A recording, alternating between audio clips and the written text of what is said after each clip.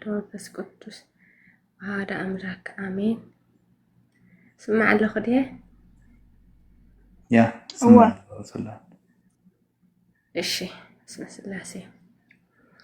በገና የልዕል ኣለኹ ዝብል መዝሙር ሓቢርና ንዘምር። በገና የልዕል ኣለኹ ኣሰነዩ ዝተረፈ ከበሮ ጸናጽል እምብልታ ብቅኔ ማህሌት ውዳሴ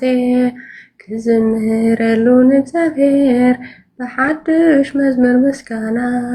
ከናድዮ ክጽውዕ ስሙ ኣይርብርብን እየ ገና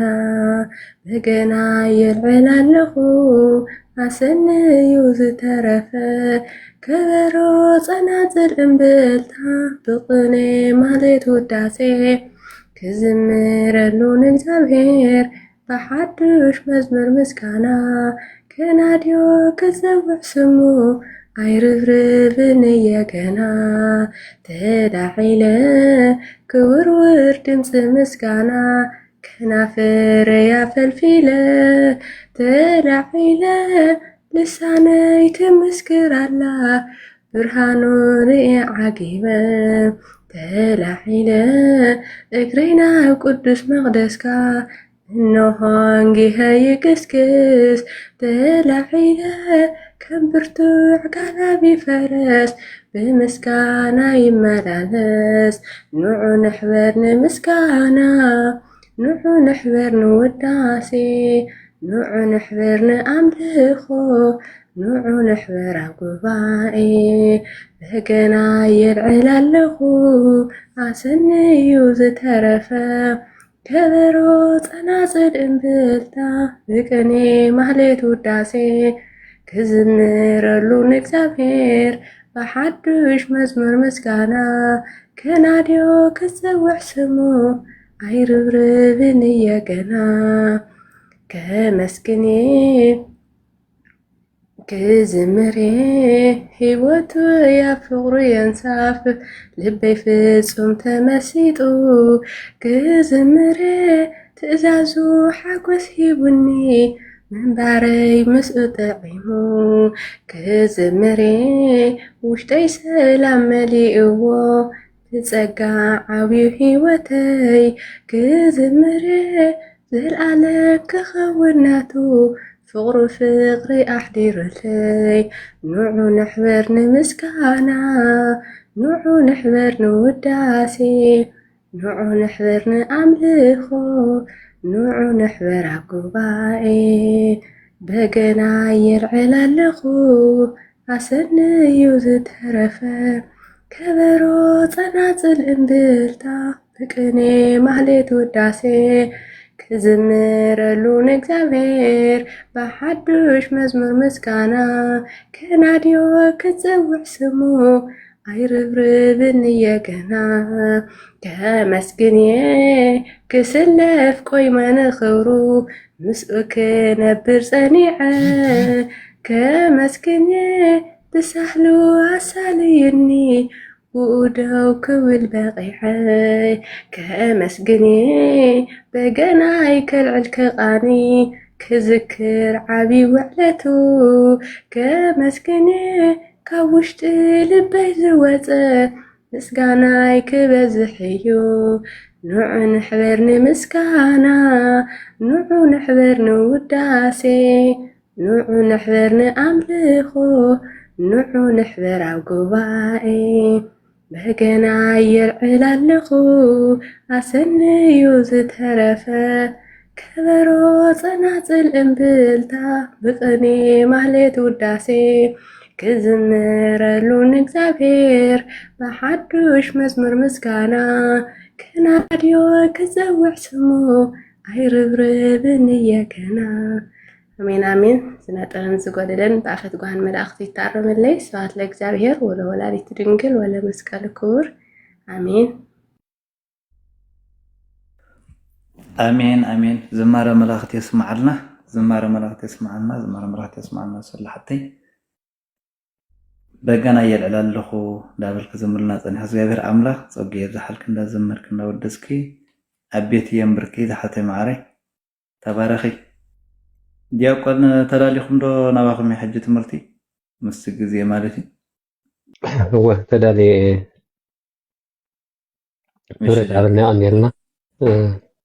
በስመ አብ ወወልድ ወመንፈስ ቅዱስ አሐድ አምላክ በስመ አብ ወወልድ ወመንፈስ ቅዱስ አሐድ አምላክ በስመ አብ ወወልድ ወመንፈስ ቅዱስ አሐድ አምላክ ሰላም ኢየሱስ ክርስቶስ ነዛ መዓልት ነዛ ሰዓት ነዛ ዓለት እዚኣ ባሪካን ቅድስታን ስለዝሃብከና ነመስግነካ ኣለና እግዚአብሔር አቡና ባዕልኻ ሕዶና ፍረድኣና እዚ ካብ ኣፍና ዝወፅእ ቃል እግዚአብሔር ድማ ኣብ ልብና ሰሪፁ ኣብ ክንዲ ሓደ 30 60 ሚእቲ ክንፈሪ ፈቃድካ ግበረልና ሰምዕ ጥራይ ደይኮነስ ሰሚዕና በረኸት ሰሚዕና ንምሕረት ሰሚዕና ንዕብየት ዝኸውን ቃል ኣብ ልብና ክትተክል ቅዱስ ፈቃድካ ግበረልና በረኸትን ጸጋን ናይ ኩሎም ፍርያን ቅዱሳን ነቢያት ጻድቃን ሐዋርያት ሰማዕታት ሓልዋን ረድኤት ናይ ቅዱሳን መላእክቲ ኣማላድነት ናይ ኣዴና ቅድስት ድንግል ማርያም ድማ ወትሩ ካባናን ካብ ዙርያናን ኣይትፍለ ሕራይ እምበር እግዚአብሔር ኣምላኽና ሎም ማዓንቲ ኣብ ማእከልና ተረኺቡ ክምህረና ወይ ክብለና ዝደለየ ቃል ምዝ ክትመሃርዎ ዝቐንኹም ምናልባት ትዝክርዎ እንትኾንኩም ዝሓለፈ ሰሙን ዮሃንስ ወንጌል ስለተንብቡ ዝነበርኩም ኣይሚን ዝሓለፈ መዓልቲ ማለት እየ ዮሃንስ ወንጌል ተንብቡ ስለ ዝነበርኩም ምዝ ናይ ሎም ማዓንቲ ግብረ ሐዋርያት ክሳብ 10 ዘሎ ድማ ተደጋጊሙ ክለዓል ዝፀንሐ ቃል ኢና ክርኢ ብዛዕባ መንፈስ ቅዱስ ማለት እዩ ግብረ ሐዋርያት ክሳብ 10 ምዕራፍ ዘሎ ምሁራን መንፈስ ቅዱስ ዕዮ መንፈስ ቅዱስ ተደጋጋሚ ዝዝንተወሉ ምዕራፍ እዩ ማለት እዩ ከምኡ ድማ ብዝሓለፈ ምናልባት ካብ ምዕራፍ ክንደይ ከም ጀመርኩም እኳ ብርግፅ ተዘይፈለጥኩ ግን 14 15 16 ምናልባት ትዝክርዎ እንተዳ ኮይንኩም ብብዝሒ ስለ መንፈስ ቅዱስ ጎይታ ዓለም ኢየሱስ ክርስቶስ ስለ መንፈስ ቅዱስ ተዛረበሉ እዩ ማለት እዩ ክጅምር እንከሎ ካብ ዮሃንስ 14 እዩ ዝጅምር ማለት እዩ ዮሃንስ ምዕራፍ 14 ኣብ ከባቢ ቁጥሪ 26 እቲ ኣቦይ ብስመይ ዝሰዶ መጽናዕቲ መንፈስ ቅዱስ ንሱ ኩሉ ክምህረኩም ዝነገርኩኩም ዘበለውን ከዘክረኩም ብምባል ንሐዋርያት ዘተስፋዎም እዩ ማለት እዩ ምናልባት ጎይታ ዓለም ኢየሱስ ክርስቶስ ንሐዋርያት ብሐዋርያት ኣቢሉ ድማ ንዓና ሓደ ዓቢ ደስ ትብል ቃል ኣነ ካብ ኩለን ክፋል ናይ መጽሓፍ ቅዱስ ኣዝየ ዝፈትዋን ትምስጠንን ዮሃንስ 14 ቁጥሪ 1 ዮሃንስ 14 ቁጥሪ 18 እየን ንምንታይ ደስ ይብላኒ ክጅምር እንከሎ ዮሃንስ ምዕራፍ 14 ቁጥሪ 1 ልብኹም ኣይሸበር ብኣምላኽ እመኑ ብኣይ እውን እመኑ ዝብል ቃል ኣሎ እዚ ቃል እዚ ተራ ቃል ኣይኮነን ብጣዕሚ ዓባይ ቃል እያ ልብኹም ኣይሸበር ምሽባር ናይ ልቢ ብዙሕ ነገር ስለ ዝዕኑ እግዚኣብሔር ከዓ ክንሽበር ከም ዘይብልና ብኣምላኽ ክንኣምን ብኣይ እውን እመኑ ብኣምላኽ እመኑ ብኣይ እውን እመኑ እናበለ ንሐዋርያት ዝተዛረቦም እዩ ማለት እዩ ቁጥሪ 18 ከዓ እንታይ ድብሎም ኣነ እዚ ከተማት ኮይንኩም ክትነብሩስ ኣይክሓድገኩምን እየ ናባኻትኩም ክመጽእ እየ ብምባል ድማ ሓንቲ ዓባይ ተስፋ ይህቦም ማለት እዩ ዲያቆን ሳሚ ብጣዕሚ ዝፈትዋ ናይ መዝሙረ ዳዊት ኣላ ኣቦይና ደይን እኳ እንተዝጥምጥኑንስ እግዚኣብሔር እርንበኒ እቲ ዘማራይ ዳዊት ዝተዛረባ ቃል ኣላ ኣቦይና ደይን ሓወይ ሓፍተይ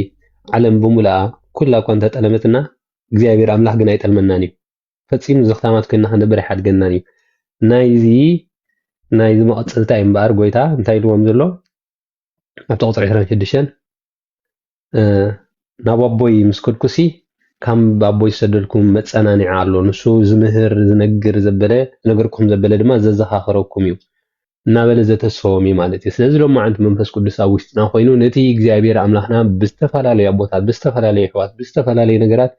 ኢቨን ብግኡዝ ነገር ገይሩ ብወቕትታትን ብወይዘራትን ገይሩ ወትሩ እግዚኣብሔር ኣምላኽ ዝመሃረና ንዕኡ ከዘኻኽር ንዕኡ ከበራትዕ ዝኽእል መንፈስ ቅዱስ ኣብ ሎም ማእኸልና ተረኺቡ ንዓይና ዓኻትኩምን ምፅንናዕ ዝህብ ክኾነልና ሰናይ ፈቃድና እግዚኣብሔር ኣምላኽና ይኹን ንምንታይ እዩ መጀመርያ ግን ክንሕዞ ዘለና መንፈስ ቅዱስ ሓደ ካብቶም ሰለስተ ኣካላት ናይ ስላሴ ምዃኑ ኩላትና ክንርዳእ ይግባእ ማለት እዩ ኣብ ወልዲ መንፈስ ቅዱስ ኣብ ታሪክ ቤተክርስትያን ንመንፈስ ቅዱስ ህፀፅ ኣለዎ ብምባል ወይ ይንእስ እዩ ካብ ኣብን ካብ መንፈስ ቅዱስ ይንእስን እዩ ዝበሃል መቅዶኒዮስ ዝተባህለ ኣቦ ተላዒሉ ወይ ከዓ መቅዶኒዮስ ዝበሃል መራሒ ቤተክርስትያን ተላዒሉ ከም ዝነበረ ንፈልጥ ኢና ነዚ ኣቦታት ተኣኪቦም እንታይ ኢሎሞ እዮም ኣብ ጸሎት ሃይማኖት ናፍታ ኩሉ ግዜ ንጽልያ ጸሎት ወነአምን በመንፈስ ቅዱስ ማህየው ዘሰረጸ ኣብ ምስ ግለቶ ንሰብሖ ምስለ ኣብ ወልድ ዘነበበ በነቢያት ምስ ኣብን ወልድ መንፈስ ቅዱስን በማዕረ ንሰግደሉ ነኽብሮን በመንፈስ ቅዱስ እውን ናምን ንሱ ኣብ ነቢያት ሓዲሩ ዝተዛረበ እዩ ተባሂሉ ተመስኪሩሉ ቤተክርስትያንና ብዓብ ዝኾነ ምስክርነት ኣቐሚጣቶላ ማለት እዩ ሕጂ መንፈስ ቅዱስ ሓደ ካብቶም ሰለስተ ኣካላት ናይ ስላሴ ክኸውን ከሎ ኣብ ዘመነ ብሉይ ኪዳን ኣብ ነቢያት ሓዲሩ ዝዛረብ ዝነበረ እዝን ኣነ ንስኻትኩምን እነንብቦ እንምገቦ ዘለና ቃል እግዚአብሔር ኣምላኽ ተጻሒፉ ናባና ንኽበጽሕ ወይ ከዓ ነቢያት ንኽጽሕፍዎ ዝገበረ መንፈስ ቅዱስ እዩ። መንፈስ ቅዱስ ኣብ ነቢያት ሓዲሩ ይዛረብ፣ መንፈስ ቅዱስ ብነቢያት ገይሩ ይዓይ ነይሩ ማለት እዩ።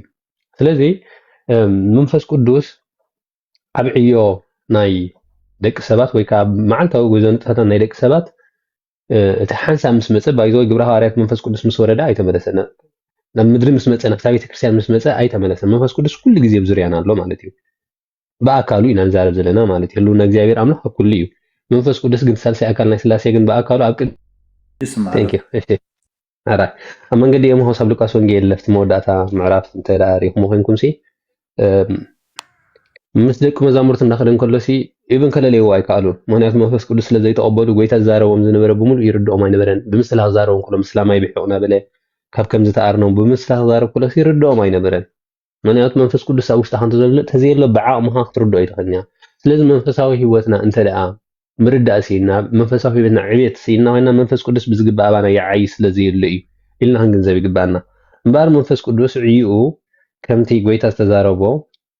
ዝነግር ዘፀናንዕ ዘበራትዕ ኢብን ሐዋርያት ፈራሕቲ ዝነበሩ ዝሃድሙ ዝነበሩ ጎይታ ስቀል ከሎ ሁሎም ገዲፎም ዝሃድሙ ዝነበሩ ድሕሪ መንፈስ ቅዱስ ምቕባሎም ግን ጴጥሮስ እንታይ ገይሩ ግብረ ሐዋርያት ከም ዝረኣናዮ ኣብ ማእከል እስር ቤት ኮይኑ ፅባሕ ክትቅተል ተዳልዩ እናተባሃለ ከሎ ንፅባሕ ንክመውፅእ ብርቱዕ ድቃስ ደቂሶ ከም ዝነበረ እሞ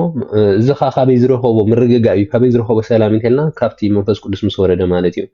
ዝሃድሙ ዝፈርሑ ዝነበሩ ዳሕራ ግን ኣብ ማእከል ቤት መቅደስ ኣብ ማእከል ኣደባባይ ስለ ክርስቶስ ክሰብኩ ጀሚሮም ማለት እዩ። ስለዚ መንፈስ ቅዱስ ብምልኣት ኣብ ውሽጥኻ ክዓዩ እንከሎ ትብዓት ዝበሃል ቀዳምነት ኣብ ሂወትካ ድመፅእ ማለት እዩ። ብድሕሪኡ ድማ ትዕግስቲ ብድሕሪኡ ምርዳእ ዝበሃል ነገር ኣምር ይመፁ ማለት እዩ። ስለዚ ኣብቲ ቁፅሪ 26 ንሱ ክመፅእ እዩ ዝነገርኩኹም ዘበለ ክምህረኩም እዩ ንሱ ኩሉ ክምህረኩም እዩ ዝነገርኩኹም ዘበለ እውን ከዘክረኩም እዩ ብምባል መስኪሩሉ ኣሎ ማለት እዩ። ሕጂ እንታይ ዝብል ቅድሚ ምኻድ ኣብ ቁጥሪ 16 ግን ኣነ ናብ ኣቦ ከይደ እሞ ነቦኻ ክነግሮ እየ ኣቦኻ ምሳኻትኩም ዝነብር ካልእ መፀናንዒ ክህበኩም እዩ እንዳበለ ንሃዋርያት በይኖም ኣይሓድጎም። ምክንያቱ ሃዋርያት ዘለዎም ኩሉ ገዲፎም እዮም። እግዚአብሔር ኣምላኽ ብጣዕሚ ፍትሓዊ ኣምላኽ ምዃኑ ብኸመይ ክንግንዘብ ንኽእል መስለኩም? ንበዓል ጴጥሮስ መርበቦም ሓዲጎም ክስዕብዎ ኣቦኦምን ኣዲኦምን ሓዲጎም ክስዕብዎ ኩሎም ዝነበሮም ንማቴዎስ ትቀራፂ ዝነበረ ግብሪ መንግስቲ ክፍል ኣብ ቤት ፅሕፈት ናይ መንግስቲ ናይ ሮማን ኢምፓየር ዝሰርሕ ዝነበረ ስሩሑ ጠንጢኑ ይስዒብዎ። ሕጂ እዚ ኩሉ ገዲፎም ንዑ ክስዕብዎ ከለዉ እሱ ከዓ ንዖም ገዲፎም ጠንጢንዎም ክኸይድ ኣይደለየን። ሕጂ ንሱ ብምዃዱ ልቦም ክስበር ይኽእል እዩ ፋሕፋሕ ክብሉ ይኽእሉ እዮም። ምክንያቱ እንታይ ተባሂሉ ተፃሒፉ ኣሎ እንሆ ነቲ ጓሳ ቆትለ ተን መጓስ ባጊዕ ከዓ ፋሕ ክብላየን ተባሂሉ ተነጊሩ ምሽ ጎይታ ምስ ተሰቐለ ሃዋርያት ፋሕፋሕ እዮም ኢሎም ነይሮም። እንተ መንፈስ ቅዱስ ዘይወርድ ነይሩ መንፈስ ቅዱስ እንተዘይመፆም ነይሩ ካልእ መፀናንዒ ንዖም ከበራትዖም ዝኽእል ነገር እንተዘይመፀ ነይሩ ተስፋ ቆርጡ ነይሮም ሃዋርያት። እቲ ጎይታ ንብሎ እቲ መምህር ንብሎ ንጡሙያት ዘፅግብ ንፁሙኣት ዘርዊ ንሕሙማት ዝፍውስ ንምዉታት ዘተንስእሲ ገዲፍና እኮ ኸይዱ ንሕና ዳሞ እንታይ ይኹን እንታይ ንኾን ኢሎም መተን ተስፋ ቆሪፆም ንድሕሪት ከይምለሱ እንታይ ኢልዎም ነቦህሉ ሙነ ንስኻ ድማ ንዘለኣለም ምሳኻትኩም ዝነብር ሎክታ ንዘለኣለም ትብል ነስምረላ መንፈስ ቅዱስ ንዘለኣለም ምስ ቅድስቲ ቤተክርስትያን እዩ እያሃድጋ እግዚአብሔር ለቤተ ክርስቲያን ተባሂሉ ተነጊሩ ኣሎ። እግዚአብሔር ንቤተ ክርስቲያን ፈፂሙ ይገድፋኒ ማቴዎስ ምዕራፍ 28 ቁጥሪ 19 ተሪኢኹም እንታይ ኢሉ ጎይታ ብውክልና ክዛረብ ከሎ እንታይ ኢልዎ? እንሆ በስመ አብ ወወልድ መንፈስ ቅዱስን እናጥመቅኩም ንኩሎም ደቂ መዛሙርተይ ጎርም ኣነ ድማ ክሳብ ዘለኣለም ንስኻትኩም ክነብር ኢልዎም። ብናይ መንፈስ ቅዱስ ውክልና እግዚአብሔር ኣምላኽ ጎይታ ዓለም ኢየሱስ ክርስቶስ ኣብ ቅድስቲ ቤተ ክርስቲያን መንፈስ ቅዱስ ንቤተ ክርስቲያኑ ይሓልየላን ይሕልዋን እዩ ማለት እዩ። ስለዚ መፀናንዕ ዝኸውና ሃዋርያት ብዘኽታማት ኮይኖም ንኸይነብሩ ኣቦ ኮይኑ ዝመርሕ ኣቦ ኮይኑ ዘተባብዕ መንፈስ ቅዱስ ዝበሃል መፀናንዕ ልኢኹሎም ማለት እዩ። ስለዚ መንፈስ ቅዱስ ንቤተ ክርስቲያን ዝተዋህበ ዓብይ ህያብ ወይ ከዓ መስራትን ወላድን ናይ ቤተ ክርስቲያንና ኣቦ ቤተ ክርስቲያን ተባሂሉ ዝፅዋዕ መንፈስ ቅዱስ ምዃኑ ክንፈልጥ ይግባአና ማለት እዩ። ብዙሕ ክንመሃሮ ስለ ዝፀናሕና ብዘይካቲ ብቋንቋታት ንኽፅሊ ብቋንቋታት ንኽትዛረብ ምግላፅ ምስጢራት ገላፅ ምስጢራት ዝኾነ መንፈስ ቅዱስ ካልእ ድማ ትብዓትን ሓይልን ዝህብ ምዃኑ ንእግረ መንገድና ክንርድኦ ይግባአና ማለት እዩ። ስለዚ እንታይ ኢሉ ኣነ እንተኸድኩ ቁጥሪ ምዕራፍ 16 ድማ ቀፂሉ ኣነ እንተኸድኩ እዩ ዝሕሸኩም ምክንያቱ ሓቂ ነግረኩም ኣለኹ ኣነ እንተዘይከድኩ መፀናንዕ ናባኻትኩም ኣይመፅን እዩ። ኣነ ንሰማይ ምስ ዓረግኩ እዚ ተስፋ ንኸይቆርፁ ዝነግሮም ዘሎ እዩ። ኣነ ንሰማይ ምስ ዓረግኩ ገዲፈኩም ምስ ከድኩ እቲ መፀናንዒ ግን ሽዑ ክመፀኩም እዩ። ስለዚ ኣነ እንተኸድኩም እዩ ዝሓይሽ ብምባል ይነግር ማለት እዩ። ስለዚ እንታይ እዩ ንእግረ መንገድና ክንርድኦ ዘለና መንፈስ ቅዱስ ክሳብ ከምዚ ዓይነት ንቤተ ክርስቲያን ኣገዳሲ ዝኾነ መፀናንዒና ዝኾነ እንተደኣ ኮይኑ እምበር ኣባና ከመይ እዩ ዝዓይ መንፈስ ቅዱስ ከመይ ዛይ ከመይ ይሰርሕ ንእሽተይ ክንርኢና ማለት እዩ እዚ ኣብ ቀዳማይ ቆሮንቶስ ምዕራፍ 6 ክዛረብ እንከሎ ብዋጋ ተዓዲግኩም ህሞ ስጋኹም ቤት መቅደስ ተባኹም ዘሎ ካብ ኣምላኽ ተቐበልኩሞ መንፈስ ቅዱስ ምዃኑ ናይ ርእስኹም እውን ከም ዘይኮንኩም ዶ ኣይትፈልጡን ኢኹም ስለዚ ብስጋኹም ንኣምላኽ ኣኽብርዎ ይብል ስለዚ መንፈስ ቅዱስ እንታይ ይመስለኩም ኣባና ዝሓድር ኣባና ዝዓየ ኣባና ዝነብር ካብ ኮነ ንሕና እቲ መንፈስ ቅዱስ እቲ ሰብነትና ናይ መንፈስ ቅዱስ መሕደሪ እዩ መንፈስ ቅዱስ ኣባይ ናባኻትኩም ኮይኑ ዓይ እንታይ ክንገብሮ ኣለና ንሰብነትና ወይ ከዓ ንስጋና መሕደሪኡ ጌርና ክንቕምጥ ኣለና እዚ ኣብ ቀዳማይ ቆሮንቶስ ምዕራፍ 3 እውን ገሊፅዎ ኣሎ ብዝያዳ ግን መስተኻትኩም ቤት መቅደስ ናይቲ ኣባኹም ዘሎ ካብ ኣምላኽ ዝተቐበልኩሞ ንሕና ዓንተ ወይ ዲያቆን ሳሚ ብዝተፈላለየ መንገድን መንፈስ ቅዱስ ከም ንቕበሎ ይነግረና ነይሩ ገለ ብ40-80 ገለ ድማ ከምቲ ኣሕዛብ ናብ ጴጥሮስ ናብ ቆርኔሌዎስ ምስ ከደ ዝተቐበልዎ ገሊኦም ድማ ኢዶም ብምንባር ሐዋርያት መንፈስ ቅዱስ ይቐበልዎም ነይሮም ማለት እዩ ብዝተፈላለየ መንገዲ ካብ ኣምላኽ ዝተቐበልናዮ መንፈስ ቅዱስ ኣባና ኣብቲ ሰብነትና ክሓድር እንተኮይኑ እንታይ ክኸውን ኣሎ ብስጋና ንኣምላኽ ከነኽብሮ ኣለና ማለት እዩ ስጋና ንቤት መቅደስ ንመንፈስ ቅዱስ ምሕደሪ ዝኸውን ጌርና ክነዳልዎ ኣለና ማለት እዩ ስለዚ እዚ ምስ ኮነ እዚ ምስ ገበርና እንታይ ይብል ሮሜ ቅዱስ ጳውሎስ ክዛረብ እንከሎ መንፈስ ቅዱስ ኣባና ምስ ዝህሉ ከመይ ጌርና ክንጽሊ ሓደ ግዜ ምጽላይ ዘሸግረና ኣሎ ሓደ ግዜ ምትሳእ ንደክም ብሓጢያት ንጭቁ ወይ ብገለ ነገር ንተሓዝ መንፈስ ቅዱስ ይኻዝ ነገር ዝኸውፃና ዝኽእል ከመይ ጌሪ ዘውፃና እንተልና ናይ መብዛሕትኡ ግዜ ናትና ናይ ክርስቲያናት ብፍላይ ከዓ ናይዞም ካብ ምድሪ ሓበሻ ዝበፃና እንታይ እዩ ፍጽምና ንጽበ ኮይና ኣብ መንፈሳዊ ህይወትካ ፍጽምና ብሓንሳብ ኣይመፅን ፍጽምና ጽቡቕ እዩ ግን ፍጽምና እንተ ዘይተረኽቦ እውን ፀገም ዘለዎ ኣይኮነን ሕጂ እንታይ እዩ ንኣብነት ሎሚ ትስራሕ መንጽባሕት ሓጢያት ትገብር ሎሚ ብዝገበርክ ሓጢያት ትጣዓስሞ ደጊምካ ከዓ ትገብሮ እዚ ሕጂ እንታይ ኮነና ኣብ ህይወትና ዕንቅፋት ኮነና እዩ ከምዚ ተስፋ ንክንቆርፅ ይገብረና እዩ ነገር ግን መንፈስ ቅዱስ ከመይ ያዕይ ውሽጥና መስለኩም ሓንቲ ብርጭቆሞ ወይ ሓንቲ ዝኾነ ነገር ሞ ብርጭቆ መግበር ነዛ ብርጭቆ ሲ ዝኾነ ብርጭቆሞ ወይ ሓንቲ ዝኾነ ነገር ሞ ብርጭቆ መግበር ነዛ ብርጭቆ ቴንክ ዩ ኦኬ ድገመን ስለፀንሐ ይሰኢለ ነዛ ብርጭቆ ሲ ዝኾነ ነገር ግበሩላ ካልእ ሕብሪ ዘለዋ ሻሂ ክኸውን ይኽእል ስዋ ክኸውን ይኽእል ጽማቕ ክኸውን ይኽእል ወይ ድማ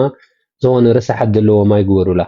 እታ ውሽጣ ዘሎ ርሳሓት ክወፅእ እንድሕር ኮይኑ ብሓንሳብ ክደፍእዎ እንተዘይክኢልኩም ወላ እንተደፋእናዮ ፅሩይ ማይ ማለት ነቲ ርሳሓት ስለ ዝደፋእካ ሳብ ውሽጥኻ ፅሩይ ማይ ኣሎ ማለት ኣይኮነን ፅሩይ ማይ ሰኢልካ ምስ ተፍስሰላ ግን ነታ ብርጭቆ እቲ ፅሩይ ንውሽጢ እናኣተወ እቲ ርሳሓት ንደገ እናወፀ ቀስ በቐስ እዩ እታ ብርጭቆ ትፀርያ ማለት እዩ መንፈስ ቅዱስ ከዓ ከምኡ እዩ ዝሰርሕ ኣብ ሂወትና እታ ውሽጥና ዘሎ ሓጢያት እታ ውሽጥና ዘሎ ድኽመት ቀስ በቐስ ክወፅእ ቀስ በቐስ ድማ ቃል እግዚኣብሔር ኣምላኽ ቃል መንፈስ ቅዱስ መዓልታዊ ክንቅበል ይግባአና በዚ ዲያቆን ሳሚ ናይ 4 ጾም ኣዳልይዎ ዝነበረ ሲ ርዳእኩም ድዩ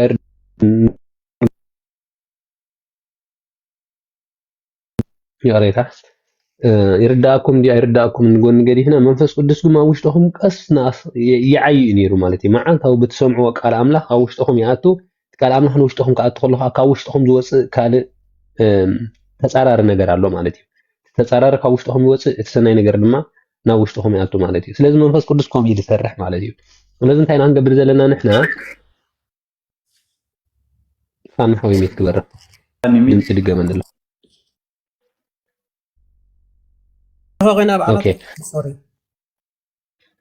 اوكي عيونا منفس قدس بخمي يسرح بانا مسلكم منفس قدس بتنسو زدليو بايزوي رومين تاي قدس باولوس انتاي لهم بزين كمي كنلمن كم زلنا اب زين فلطول درجه زودقنا لغزي كمي كنصل خم زلنا بزين غير اهتا من انتنا زلمن يلولو قدس باولوس منفس قدس ስለዚህ ውሽጥና መንፈስ ቅዱስ ከሐድርን ከሎም ከመይ ከም ንጽልይ ሓደ ግዜ ጸሎት ይኣብይካ እዩ ትደክም ያ እንታይ ክትብል ከም ዘለካ ጠፋካ ግን ብዘይ ንገር ንስኻ ብዘይ ርዳእካ መንፈስ ቅዱስ ኣብ ውሽጥኻ ኮይኑ ይነግር ክትጽልይ ምሕሳብካ ጥራይ መንፈስ ቅዱስ ኣብ ውሽጥኻ ይዓይ ከም ዘሎ ክርዳእና ይግብኦ ማለት እዩ ስለዚ እንታይ ኢና ንብል ዘለና ንሕና መንፈስ ቅዱስ ገላፂ ምስጢራት ጥራይ ደይኮነ ወሃቢ ህይወት እውን እዩ ስለዚ ኣብ ውሽጢ ሰብነትና ከመይ ክንቅበሎ ኣለና መስለኩም መዓልታዊ ቃል ኣምላኽ ብምምጋብ ነቲ ናይ መንፈስ ቅዱስ ቦታ ሰብነትና ቤት መቅደስ ኣምላኽ ተባሂሎ ምሽ እዝንና ቃል ኣምላኽ ክትሰምዕ እንከሎ ይጸርሎ ሰብነትና ይጸርሎ ዓይንትና ቃል ኣምላኽ ክርኢ እንከሎ መዓልታዊ ሓንቲ ምዕራፍ 2 መስመር 3 መስመር ምዕራፍ ምልኦ ላይ ነንብቦ 2-3 መስመር ካብ ቃል ኣምላኽ እንተንቢብና 2-3 ደቂቅ ቃል ኣምላኽ እንተሰሚዕና ሓንቲ መዝሙር እንተተባሪኽና መንፈስ ቅዱስ ኣብ ውሽጥና ንኸዓይ እንታይ ኢና ንገብር ዘለና ሰብ ቤት መቅደስ ሰብነትና ንኹስረሉ ነጽርየሉ ኣለና ማለት እዩ ስለዚ ከምኡ ምስ ኮነ እንታይ ንኸውን ንሕና ፍረ መንፈስ ቅዱስ ተባሂሉ ቅዱስ ጳውሎስ ኣብ ገላትያ ገሊጹ ወላ ሓቀይ መንፈስ ቅዱስ ኣብ ውሽጥና ከኣቱ ከሎ ፍረ መንፈስ ቅዱስ ተባሂሎም ዝተፀውዑ እቶም ሰላም፣ ዕርቂ፣ ፍቕሪ፣ ሓድነት ወዘተ ዝበሃሉ እዚኦም ብምልኦም እንታይ ይግበሩ ይኽሰቱ ማለት እዩ። ስለዚ መንፈስ ቅዱስ ኣባና ከም ዘሎ ብከምዚ ንረጋግፅ ንኽእል ኢና ማለት እዩ። ንምቕባል መንፈስ ቅዱስ መንፈስ ኣይተጥፉ ኢሉ ሓቀይ ቅዱስ ጳውሎስ መንፈስ ኣይተጥፉ እንታይ ማለት እዩ? መንፈስ ኣይተጥፉ ሓንሳብ ክርስትና ምስ ተቐበልካ ሓንሳብ ንጎይታ ምስ ተቐበልካ ብዝኾነ ምክንያት ይድጎል እዩ። መንፈስ ቅዱስ ኣብ ሓዳን ከመይ ነብር ትብል ምስለ ስላሴ ክንመሃር ከለናስ ከም ዝተደጎለ ሓዊ ንብል ምሽ ሓጢኣት ኣብ ንገብረሉ ኣብ ንደኽመሉ ግዜ እኳስ መንፈስ ቅዱስ ሓዲገና ኣይከይድን እዩ። በዚ ሓደ ነገር ክንፈልጥ ይግባአና። ፈፂሙ መንፈስ ቅዱስ ካብ ሂወትና ኣይወፅእን እዩ። ሓዲግና ኣይከይድን እዩ። ሓዲግና ዝኸይድ መፅእ ዝመላለስ ኣይኮነን። ኩሉ ግዜ ኣብ ውሽጥና ኣሎ። ዳስ ዋይ ኢና ብሓጢኣትና ንርታዕ። ስለዚ ኢና ብሓጢኣትና እንታይ ንኸውን ንሳቐቕ ማለት እዩ። እንተዘይኮይኑ ከምቶም ሓጢኣት ብምግባር ሓጎስ ዝረኽቡ ሰብ ብምቕታሎም ዕረፍቲ ዝረኽቡ ሓንጎሎም ዝናወፁ መሰብ ምስ ቀተሉ ሩፍ ዝብሉ ኣለዉ። እዚኣቶም እንታይ መንፈስ ቅዱስ ኣባቶም ፈፂሙ ስለዘየለ እዩ። ክፉእ ነገር ብምግባር ሰላም ዝረኽቡ ኣለዉ። ንሕና ግን ወላ ክፉእ ነገር ንግበር ወላ ሓጢኣት ንግበር ውሽጥና ሰላም ኣይረክብን እዩ። ምክንያቱ ኣብ ውሽጥና መንፈስ ቅዱስ ስለዘሎ የቕስቅሰና ይነግረና እዩ ማለት እዩ። ስለዚ መንፈስ ቅዱስ ኣብ ውሽጢ ሓሳብ ዝሃለዎ ከዓ ውዒሉ ሓዲሩ ናብቲ ትክክለኛ መንገዲ ከምፃኣና ምዃኑ ክንኣምን ይግባአና ማለት እዩ። ስለዚ እንታይ ኢና ንብል ዘለና ምህላው መንፈስ ቅዱስ ኣብ ውሽጥና ክርዳእና ክኽእል ኣለዎ። መንፈስ ቅዱስ ኣብ ውሽጢ ኣሎ ይሕይለኒ ይብርታ ኣነ ዘኽታም ኣይኮንኩን ማለት ኩሉ ግዜ ብቅድመ ኩነት መንፈስ ቅዱስ ንእግዚአብሔር ኣምላኽ ብቅድመ ኩነት ኣይነዓቅኖ እንተ ፅቡቅ ጌርካ እንተ ፀምካ እንተ ፀሊኻ እንተ ሰጊድካ መንፈስ ቅዱስ ምሳኻ ዘሎ እንተ ሓጢኣት ጌርካ ካባኻ ፈፂሙ ዝኸይድ ጌርና ክርዶ ይብልናን ወላ ኣብቲ ኣዝና ዝወደቕናሉ ግዜ ኣብቲ ብሓጢኣት ዝጨቀናሉ ግዜ መንፈስ ቅዱስ ኩሉ ግዜ ምሳና ኣሎ። ምክንያቱ እንታይ ይብል መስለኩም ዳዊት ተዘከር እግዚኦ እስመ መሬት ንሕነ ይብል ንሕናሴ ሓመድ ምዃንናሴ እንታይ ግበር ዘክር ይብል። ሕጂ መንፈስ ቅዱስ ንምንታይ ኣብ ሓጢኣት ንወድቕ እውን አንዳዕዲዑ ይፈልጥ ልብን ኮላሊትን ዝምርምር ስለ ዝኾነ ማለት እዩ። መንፈስ ግና ንኹሉ ይምርምር ኢሉ ሓቀይ። ስለዚ ኣነ ንስኻትኩምን ብሓጢኣት ክንገብርን ከለና ንምንታይ ሓጢኣት ንገብር ኣለና? ስጋ ስለ ዝኾንና ድኻም ስለ ዘለና ባይዞ ዕብራውያን ቅዱስ ጳውሎስ ንጎይታ ዓለም ኢየሱስ ክርስቶስ እንታይ ኢሉ ኣሎ? ብዘይ ሓጢኣት ብኩሉ ተፈቲኑ ስለ ዝሓለፈ ንሱ ንድኻምና ይርድኦ ኢሉ ኣሎ። ፅቡቅ ጌሩ እዩ ዝፈልጥ እግዚኣብሔር ኣምላኽ ሰብ ኮይኑ ኣብዚ ምድሪ መፅዩ እቲ ፈተናታት ናይ ምድሪ ብሙሉእ ርእይዎ ስለ ዝኾነ ሰባት ንምንታይ ዳስዋ እዩ ኣብ መስቀል ክስቀል እንከሎ ኣቦ ዝገብርዎ ይፈልጡን እዮም ኣይተሓዘሎም። እዛ ጸሎት እዚኣ ቅዱስ አትናቴዎስ ኣብ ቅዳሴኡ ጠቂስዋ ኣሎ። ክላህ ከምዚ ሓመመ ኮይንካ ስጨድሮ ኣቦ ዝገብርዎ ኣይፈልጡን እዮም ኣይተሓዘሎም በል። ቅዱስ ቁርባን ክንወስድ ከለና እቲ ቅዱስ ቁርባን ከምኡ ኣብ ክንዳና ኮይኑ እንታይ ዝብል ጥሬት ኣሸጊረኩም ዶ በቃ ድሓን እናዛዘምና ክንከይድ ኢና ደጊም እንታይ ኢና ንብል ዘለና እታ ናይ ሮሜ 8:34 ዘለና እንታና ኩሉ ግዜ ክልምን ዝነብር ዝኾነ ዝበላ ቅዱስ ጳውሎስ እቲ ኣብ ዘመነ ስጋዊ ኢየሱስ ክርስቶስ ኣብ መስቀል ኮይኑ ዝገብርዎ ይፈልጡን እዮም ዝበሎም ምክንያቱ ክርስቶስ ብስጋ ስለ ዝተገለፀ ድኻም ናይ ደቂ ሰባት ዕሽነት ናትና ኣብ ሓጢኣት ንወድቀሉ መንገዲ እንዳዕድዑ ይፈልጦ እዩ ማለት እዩ። ብዘይ ሓጢኣት ብኩሉ ተፈቲኑ ከምዚ ከማና ስጋ ለቢሱ ብምድሪ ዝሓለፈ ሊቀ ካህን ስለ ዝኾነ ኢየሱስ ክርስቶስ እንታይ ይገብር ምእንቲ ድኻምና ምእንቲ ሓጢኣትና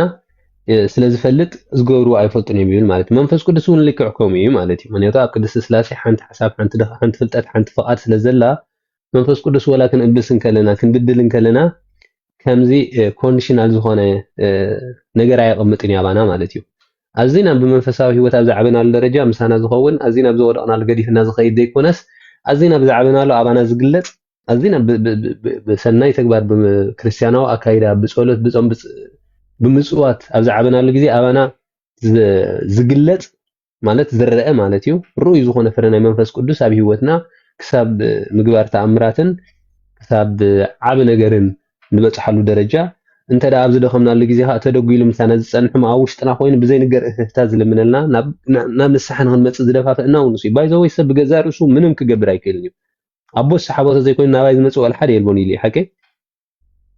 ስለዚ መንፈስ ቅዱስ ናብ ንስሓ ንበፅሕ እውን ኣነ ክንስሓለኒ ዝብል ሕልና ዝሕዘና እውን ህላዊ ናይ መንፈስ ቅዱስ ኣብ ውሽጥና እዩ። ስለዚ እቲ ምሕሳብና ጥራይ ንግበሮ ኣይንግበሮ ሰናይ ነገር ንግበር ኣይንግበር ብክርስቲያናዊ ሂወት ንመላለስ ኣይንመላለስ ኣብ ውሽጥና ኮይኑ ክንስሕ ከም ዘለና ዝደፍእ መንፈስ ቅዱስ ስለ ዘሎ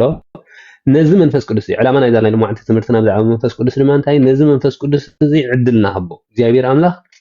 ኣብ ፍቓድካ ጣልቃ ዝኣቱ ይኮነን። እግዚኣብሔር ኣምላኽ ኣብ ሂወትካ ድላዩ ዝገብር ኣይኮነን። ከምኡ ክገብር ፍቓድ ዝሓትት ኣቦ እዩ ዘለና ማለት እዩ። ስለዚ ንመንፈስ ቅዱስ እንታይ ኢና ንብሎ? መንፈስ ቅዱስ ኣብ ውሽጠይ ኣለኻ ሓንሳብ ተቐቢለካ እየ ሓንሳብ ርዒመካ እሞ ንስኻ ባዕልኻ ዕየ ኣነ ድኹም እየ ንስኻ ግን ኣባራትዕኒ أنا ሓጢአተኛ እየ ንስኻ ግን ጽድቂ ልብሰኒ ኣነ ንስሓ ዘፍርሐኒ ሰብ እየ ንስኻ ግን ኣባራተን ሃዋርያት ሞት ይፈርሑ ነይሮም ሓቂ ሞት ይፈርሑ ነይሮም ሃድሙ ነይሮም ጎይቶም እናተሰቐለ ገዲፎም እዮም ሃዲሞም ብዘይ ካብ ሓደ ዮሃንስ ፍቁረ እግዚእ ተባሂሉ ዝፅዋዕ ወይ ከዓ ዮሃንስ ወንጌላዊ ወላ ሓደ እኳ ምስኡ ዝነበረ ኣይነበረን ኩሎም እዮም ገዲፎም ሃዲሞም ዳሕራይ ግን ብትብዓት በቃ ብትብዓት ግደፉ እናበለዎም ብትምዚ ከይትምህሩ እናበለዎም እናገረፍዎም ምቕባል መንፈስ ቅዱስ እንታይ ገይርዎም ንሞት ከም ተራ ነገር በቃ ከም ዓወት ክርእይዎ ጀሚሮም ማለት እዩ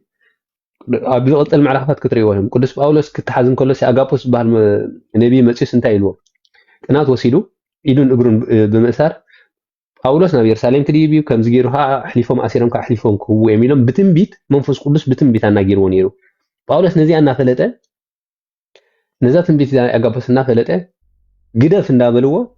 ናብ ኢየሩሳሌም ደይቡ ማለት እዩ ሽዑ እንታይ ዝብል ቃል ኣሎ ትጽሑፍ ምስማዕ ምስ ኣበየና ዝተማሕበር ስለሚናት እያ ምስማዕ ምስ ኣበየና ግን ፈቃድ ኣምላኽ ይኹን ኢልና ሃዳእና ይብል ስለዚ መንፈስ ቅዱስ ኣብ ውሽጥኻ ክሰርሕ ምስ ጅምር ስራሕ ዕየ ኢልካ ንእግዚኣብሔር ኣምላኽ ወይ መንፈስ ቅዱስ ፈቃድ ምስ ትህቦ ክዓይ ምስ ዝጅምር ሞት እኳ እንተኾነ ድምርፃ ይብለካ ከም ሓጎስ ኢኻ ተቀበሎ ነዚ ቅዱስ ጳውሎስ እንታይ ኢሉ ንዓይ ህይወተይ ክርስቶስ ሞተይ ከኣረብ ሓይ ኢሉ ስለዚ ከምዚ ዓይነት ትብዓትን ከምዚ ዓይነት መረዳእን ክንረክብ እንተደኣ ኮይና ብመንፈስ ቅዱስ ንስኻ ስራሕ ኣነ ዓቕሚ የብለይን ሓዳሪ ግዜ ኣዝና ብሓጢኣት ኣብ ዝደኸምናሉ ግዜ ንፈናጠር ክንወፅእ ካብቲ ሓጢኣት ንፍትን እሞ ምዃን ይኣብየና ንምንታይ ይመስለኩም እቲ ሙሉእ ስልጣን ካብቲ ሓጢኣት ናይ ምውፃእ ስልጣን ንእግዚኣብሔር ስለ ዘይሃብና እየ ኣነ ኣይከኣልኩን ኣይክእልኒ ኣነ ብገዛ ርእሰይ ካብዚ ሓጢኣት ዝኽላቐቕ ኣይክእልኒ ኣነ ትሕዝ እየ ንስኻ ግን ምንም ኣይሰኣነካን እዩ ምክንያቱ ንሰማይ ብዘይ ዓንዲ ንመሬት ድማ ብዘይ መሰረት ዘፅናዕካ ንወቅትታትን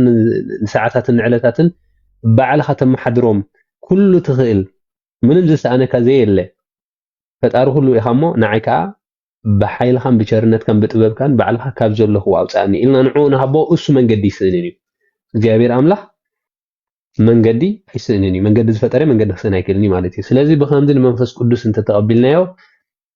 ካብቲ ናይ ሓጢኣት ዓለም ክንወፅእ ኢና ካብቲ ናይ ሓጢኣት ዓለም ምስ ወፃና ኣብ ክርስትያናዊ ፍረ ወይ ከዓ ናይ መንፈስ ቅዱስ ፍረ ኣብ ሂወትና ክገሃድ ናይ መንፈስ ቅዱስ ፍረ ብሂወትና ምስ ተጋሃደ ከዓ ካብኡ እንዳዓበና ምስ ከድና ክሳብ ኣጋንንቲ ምግሳፅ ካባና ሓሊፍናስ ንዓለም ፈውሲ ወይ ከዓ ንዓለም መብራህቲ ንኾነሉ ደረጃ ክንበፅሕ ንኽእል ኢና ማለት እዩ እዚኣ ነይራታ ናይ ሎም መዓልቲ ምናልባት ግዜ ንውሕ ኣለኹ መስለኒ አንደበት ስለዝኾነ ናይ ትምህርቲ ክፍል እውን ክፍሊ ኣይኮነን ዲያቆን ሳሚ ክእዘዞ ስለ ዝደለኹ ነታ ማሕበር እውን ብዓቕምና ገለ ክነበርክስ ስለ ዝደለና ኢና እምበር ክፍሊ ኣይኮነን እቲ ትምህርቲ ዝበሃል ስለዚ እግዚኣብሔር ኣምላኽና ንዝነበረና ግዜ ባሪኹን ቀዲሱን ስለ ዝሃበና ዘይውዳእ ምስጋና ይብፅሓዮ ንዓይ ድማ ብዝሒ ሓጢኣተይ ብዝሒ ኣበሳይ ብዝሒ ድኽመታተይ ከይረኣኹም ከምዚ እንዲኻ ከምቲ ከይበልኩም ፅን ኢልኩም ስለ ዝሰማዕኩም ንእግዚኣብሔር ኣምላኽ ድማ ከምዚ ኢኹም ከምቲ ኢኹም ከምቲ ጌርኩም ከምቲ ሰሪሕኩም ከይበለ ኩሉ ግዜ ትልምንዎ ከለኹም ኣእዛኑ ከፊቱ ፅን ኢሉ ይስማዕኩም እግዚአብሔር ኣምላኽና ዝተባረኸ ይኹን ሰናይ ምሸት